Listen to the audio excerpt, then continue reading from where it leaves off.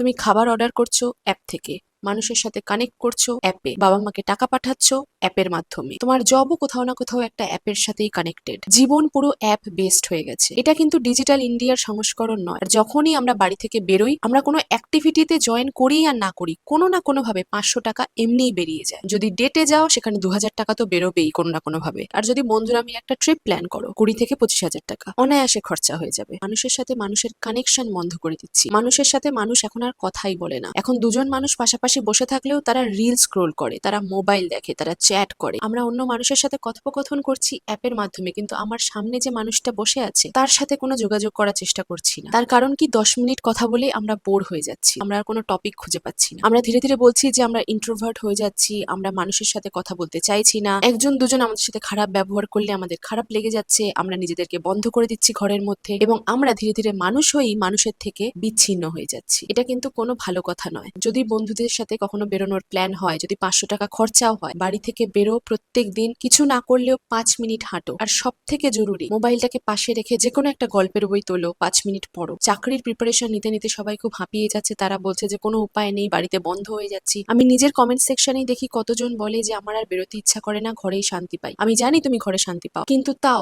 মানুষের সাথে মানুষের মেলবন্ধন জরুরি। একজন বন্ধু তোমাকে ধোকা দিয়েছে মানে পৃথিবীর সব মানুষ খারাপ, এটা কিন্তু নয়। আমি তোমাদের অনেকের কমেন্ট পড়ি এবং দেখি যে তোমরা বলো যে আমাদের আর ছেলেদের সাথে বন্ধুত্ব করতে ভালো লাগে না, ছেলেদের সাথে কথা বলতে ভালো লাগে না। এরকম অনেক কিন্তু গ্রুপ আছে যেখানে মেয়েরা প্ল্যান করে এবং মেয়েরা মেয়েদের সাথে মিট আপ করে। সেই জিনিসগুলো কিন্তু করতে পারো, ওগুলো একটা অ্যাক্টিভিটি। তবে এসব করতে যদি তোমার ভালো না লাগে, 200 টাকা দিয়ে একটা বই কেনো। কিন্ডেলের সাবস্ক্রিপশন কিন্তু নয়, ফিজিক্যাল বুক অর্ডার করে কিনতে হবে। যদি বাইরে গিয়ে কিনতে সক্ষম না হও, অর্ডার করে কেনো। 200-300 টাকা বইয়ের দাম হয়, বেশি দাম কিন্তু হয় না। গল্পের বইয়ে যদি রেকমেন্ডেশন চাও, প্লিজ আমাকে কমেন্টে জানিও, আমি পরের ভিডিওতে তোমাদের বলবো। কিন্তু যাই হয়ে যাক, বইয়ের সাথে মানুষের মেলবন্ধন অটুট থাকে সর্বদা, এবং এটা আজকে থেকেই শুরু করো। আমাকে এত বাজেভাবে নাড়িয়ে দিল আজকে, আমি ভাবতেই পারছি না। একজন মানুষ 7 মাস মারা গেছেন, তার সাথে কারোর কোনো যোগাযোগ নেই, কেউ জানতেও পারেনি এই মানুষটি আর পৃথিবীতে নেই। মানুষের সাথে মানুষের যোগাযোগ এত বন্ধ হয়ে গেছে, মানুষ অজান্তেই এই ফোনের উপস্থিতিতে নিজেকে ধ্বংস করে ফেলছে। একটু ফোন থেকে বেরো, মানুষের সাথে যোগাযোগ করো, বই পড়ো। ফোন থেকে যদি চোখ নাই সরাতে পারো, রিডার্স গ্রুপে জয়েন হও। অ্যাটলিস্ট প্রচুর রিডার্স গ্রুপ আছে, তাদের সাথে কানেক্ট করার চেষ্টা করো। রিডার্স এর সাথে রিডার্স এর যে কানেকশন, এই সংযোগ কোনোদিনও ভুল সংযোগ হয়ে ওঠে না।